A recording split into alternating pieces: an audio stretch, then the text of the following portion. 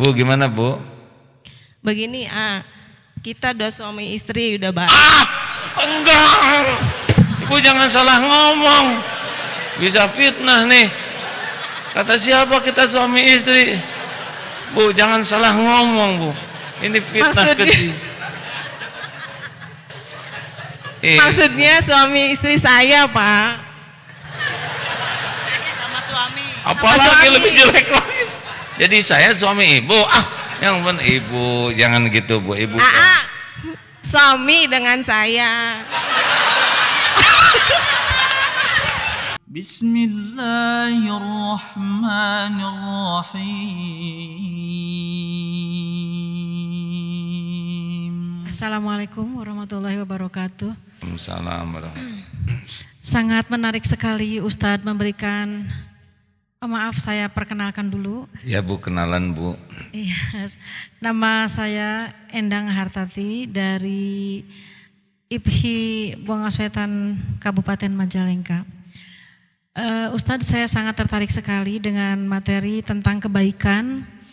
Dalam hal ini terus terang saja, apalagi perempuan barangkali sangat sensitif.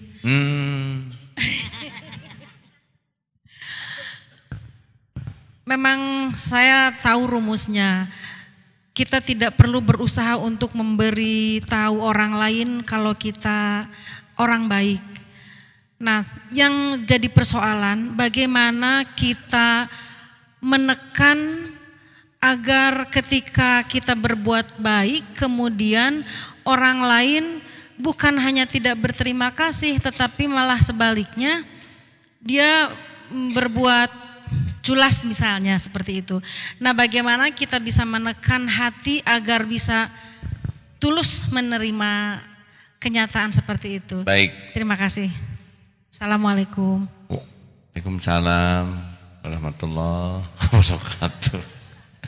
Gini, Nabi Muhammad SAW yang sempurna akhlaknya, sempurna kebaikannya, tetap ada yang tidak suka.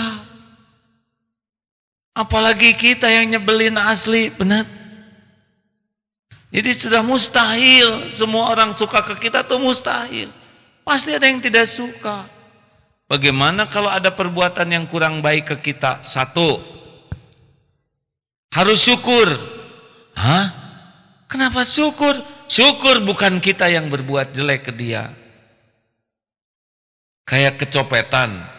Kecopetan sabar atau syukur? Saya tahu saudara bingung. Nyebut sabar takut salah. Nyebut syukur takut terkabul, ya kan? Gini, harus syukur, bukan kita yang jadi copetnya.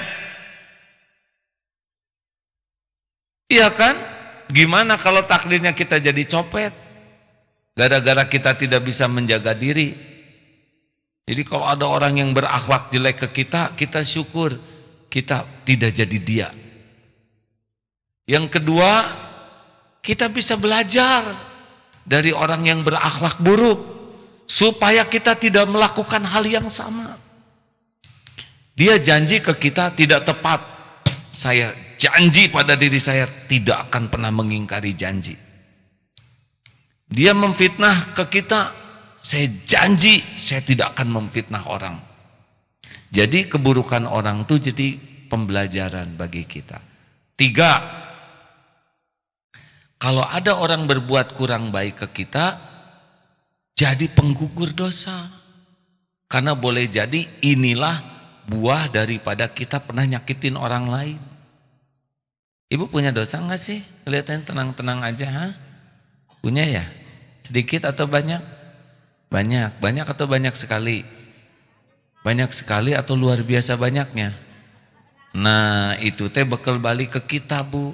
Salah satu di antara balasan keburukan kita adalah ada juga yang berbuat buruk ke kita. Jadi jangan ngambek ke dia, karena dia mah diundang oleh dosa kita, gitu. Jelas enggak? Dosa saya apa? Nah, itu dosanya enggak ngaku. Enggak mungkin kita enggak berbuat dosa. Jadi adanya yang menyakiti itu sangat boleh jadi bahan penggugur dosa kita. Tobat kita kurang sukses, didatangkanlah oleh Allah orang yang menyakiti kita supaya dosa kita rontok. Atau ibu tuh oleh Allah mau dinaikkan derajat, tapi ibadah kita kurang khusyuk, sholat kurang khusyuk, sedekah ngirit, ngaji pelit, tapi mau diangkat derajat, disakiti kita nih, karena pahalanya itu akan ngangkat. Halo, jadi ibu jengkelnya di mana? Udah dosa digugurkan, pahala melimpah, kita dapat pelajaran, kita syukur bukan jadi dia. Jadi apa perlunya kita sakit hati? Saya juga udah pernah nyobain dihina rame-rame, enggak sakit hati. Sekarang mah ya. Dulu mah awal-awalnya nyesek we, udah belum tahu ilmunya. Tapi sesudah diajarin guru saya, oh saya bersyukur. Ini yang dulunya ngambek juga kan pada datang ke sini sekarang. Minta maaf ya. Tenang aja Bu, sudah dimaafkan. Masalahnya bukan itu, pahala saya balikin lagi. Ya, pertanyaan selanjutnya. Ilmu ini mah harus diulang-ulang karena kayak makan ilmu hati itu. Ya Bu. Bismillahirrahmanirrahim. Assalamualaikum warahmatullahi wabarakatuh. Nama saya Nur Aini dari Cirebon. Ini teh Nur Aini itu yang dari Cirebon ya? Ya Bu? Iya. Iya barusan aja dengar dari Bu. Nah itu usil namanya. Bu maafin saya ya Bu ya. Ini Majelis Taklim Nisa Nur Aini. Bukan. Waduh Nisa Rohaini. Ya lanjut Bu. Haji Ikro. Ya gimana Ibu aja silakan ya. Bu gimana Bu? Begini kita dua suami istri udah baik. Enggak.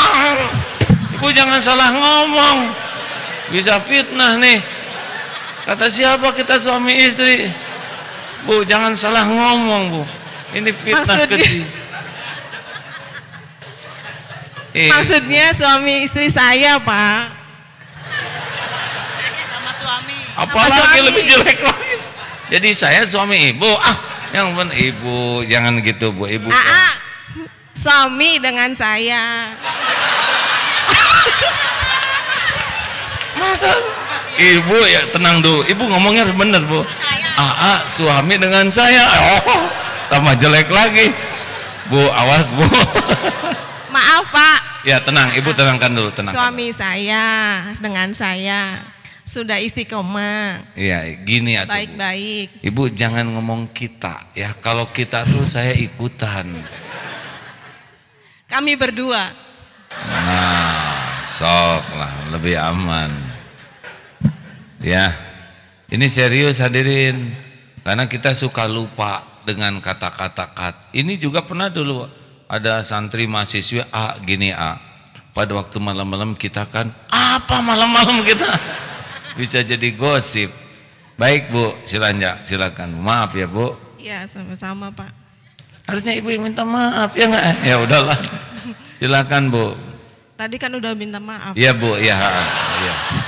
Saya kurang pendengaran, maaf.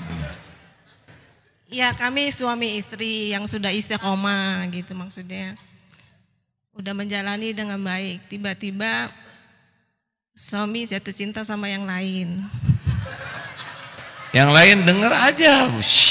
Tiap keluarga tuh episodenya beda-beda. Tenang. Apakah ini takdir ataukah ini dosa? Pertanyaannya begitu aja. Assalamualaikum warahmatullahi wabarakatuh. Belum selesai. Mungkin nanti cara bertanyanya begini ya. Ada sebuah rumah tangga. Gitu. Jadi kita nggak mikirin seseorang.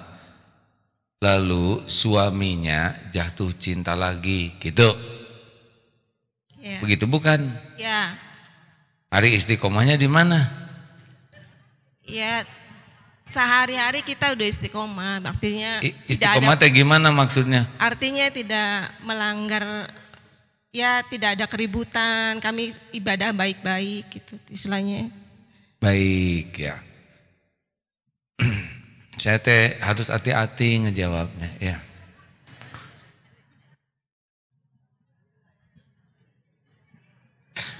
Jadi sebentar, ini sebuah keluarga, suaminya jatuh cinta lagi. Pertanyaannya ke siapa?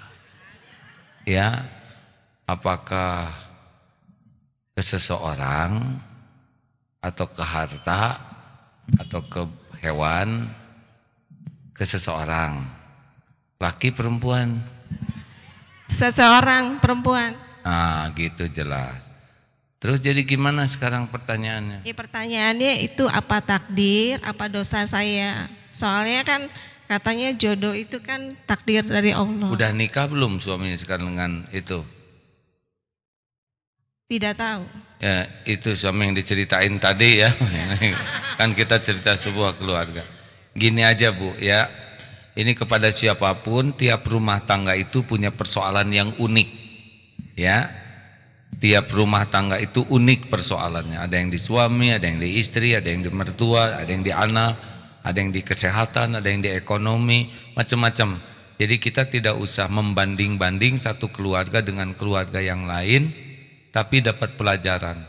Dan jangan menganggap remeh, karena ada kalanya terjadinya seperti ini, itu karena cintanya Allah kepada sang istri. Selama ini mungkin ada seorang istri yang sudah menyekutukan Allah dengan suaminya. Dia lebih cinta ke suami daripada cinta ke Allah. Dia lebih berharap dari suami daripada berharap ke Allah. Dia lebih ingin dekat dengan suami daripada ingin dekat dengan Allah. Dia melakukan segala-galanya demi suami, bukan karena Allah.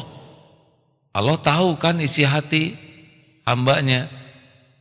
Padahal ini istri ciptaan Allah, milik Allah, yang ngasih makan Allah. Boleh jadi Allah cemburu, sehingga diujilah keluarga itu. Nah, kalau istrinya sungguh-sungguh ke Allah, tobat, jangan-jangan karena hatinya lebih melekat ke suami daripada melekat ke Allah. Nah, boleh jadi ini jalan ibu bisa menjadi orang yang berderajat tinggi. Gitu Bu? Ibu pembelanya ya apa? Iya, terima kasih. Jadi kalau saran saya Bu ya, lebih baik ibu dekat ke Allah, karena yang ngebulak-balik hati itu adalah Allah Bu. Dan gak bisa diakalin. Dilarang juga bisa makin ngambek. Tapi kalau ibu banyak tobat, banyak sholat, banyak baca Quran, dan ikhlas melakukan tobat itu, mudah bagi Allah mengurus siapapun. Ya. Jangan menangisi masalah, tangisilah dosa pengundang masalah. Bu, yang bahaya bagi hidup ibu, dosa suami atau dosa diri sendiri? Jawab. Nah udah, sekarang lebih baik mikirin dosa. Kalau ibu tenang, dengan izin Allah nanti bisa lihat hikmahnya ya. Tiap keluarga ada ujian masing-masing. Bismillahirrahmanirrahim.